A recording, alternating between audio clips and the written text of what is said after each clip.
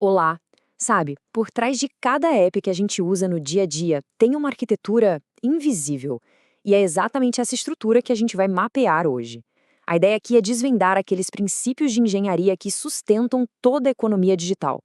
Porque, vamos combinar, para inovar de verdade, a gente precisa primeiro entender a fundação, certo?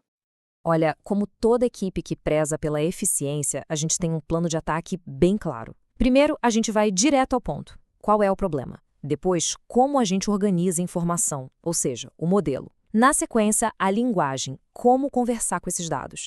Aí vem a parte crucial, o design, como construir do jeito certo. E, por fim, a aplicação, que é onde tudo se conecta. É uma construção lógica, sabe? Passo a passo para chegar num resultado de alto impacto. Vamos começar então. Seção 1, o problema. A pergunta aqui é bem fundamental. Por que a gente precisa de tudo isso? Bom, o desafio é exatamente este. Como é que a gente sai do caos digital e chega numa clareza, numa organização que realmente funciona? Então, para entender de onde viemos, lá no comecinho, um sistema de banco de dados não era nada mais do que um sistema de registro computadorizado. Pensa assim, num armário de arquivos, só que digital. Basicamente um lugar para guardar uma coleção de arquivos. Era simples, sim, mas foi o ponto de partida, a semente de algo muito, muito mais poderoso que viria depois. E aqui a gente vê o primeiro grande salto. O jeito antigo, que está aí à esquerda, era um verdadeiro caos. Pensa só, as aplicações quebravam com qualquer pequena mudança, os dados viviam duplicados por todo lado e a segurança, bom, era bem frágil. A solução para isso? A abordagem de banco de dados. Ela trouxe um conceito que mudou o jogo, a independência dos dados. O que isso significa? Que as aplicações ficaram imunes às mudanças na estrutura física dos dados. Isso, de cara, controlou a redundância e permitiu centralizar a segurança. Foi uma virada de chave, uma reestruturação total que abriu caminho para sistemas robustos e que pudessem crescer. Ok, seção 2. O modelo. Como organizar a informação. Agora que a gente já identificou o problema, o próximo passo é lógico. A gente precisa de um projeto, uma planta baixa, um blueprint lógico para o nosso armazém de dados. E o tijolo fundamental desse nosso projeto é o que a gente chama de entidade. É um nome técnico, mas a ideia é bem simples. Uma entidade é qualquer coisa do mundo real sobre a qual a gente quer guardar informação. Pode ser um fornecedor, uma peça, um projeto. São os substantivos do nosso universo de dados. Beleza, a gente tem as coisas, as entidades. Mas como a gente organiza as informações sobre elas? Aí entra a relação.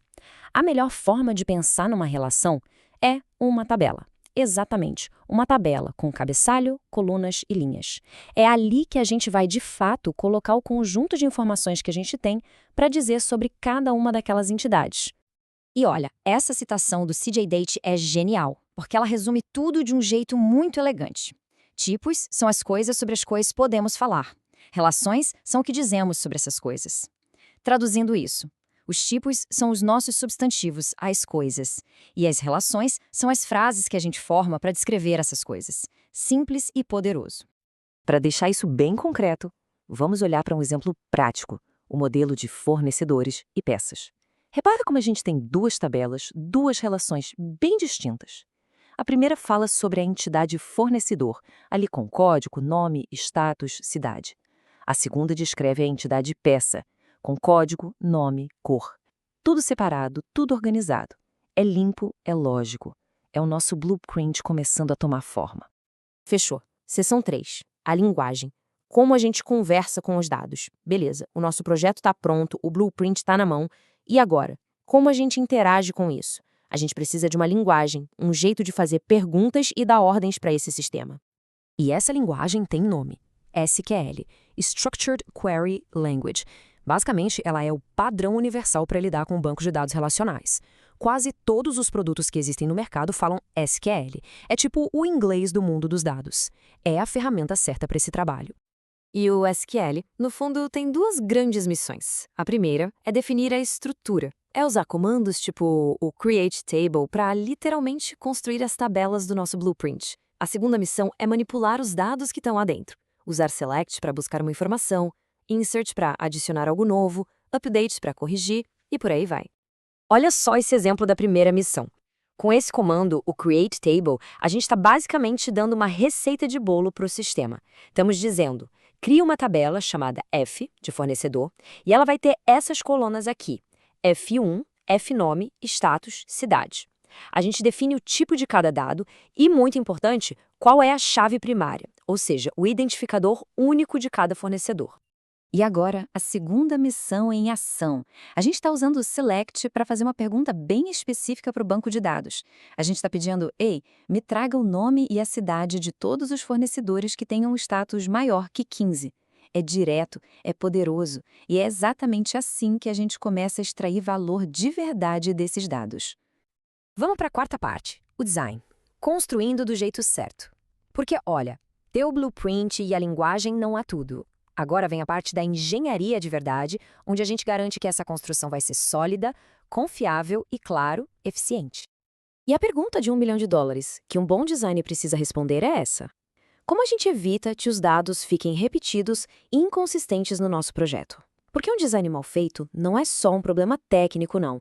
Ele vira um problema caro, muito caro, lá na frente. Dá uma olhada nessa tabela. É um exemplo perfeito do problema.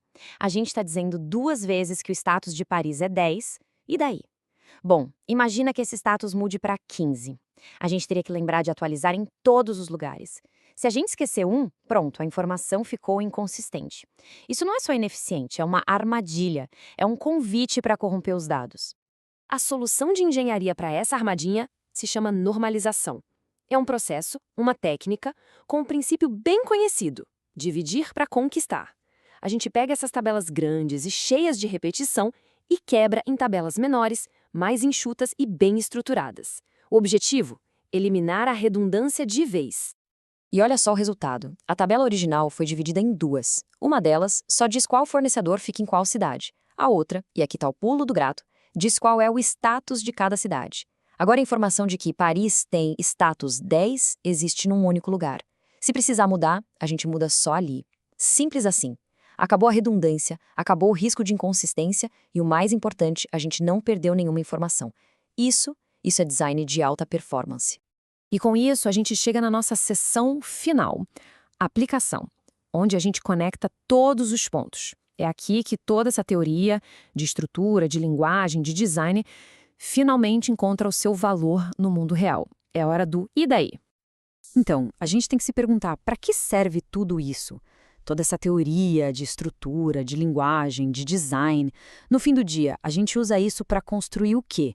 Qual é a entrega final de uma equipe que domina essas ferramentas?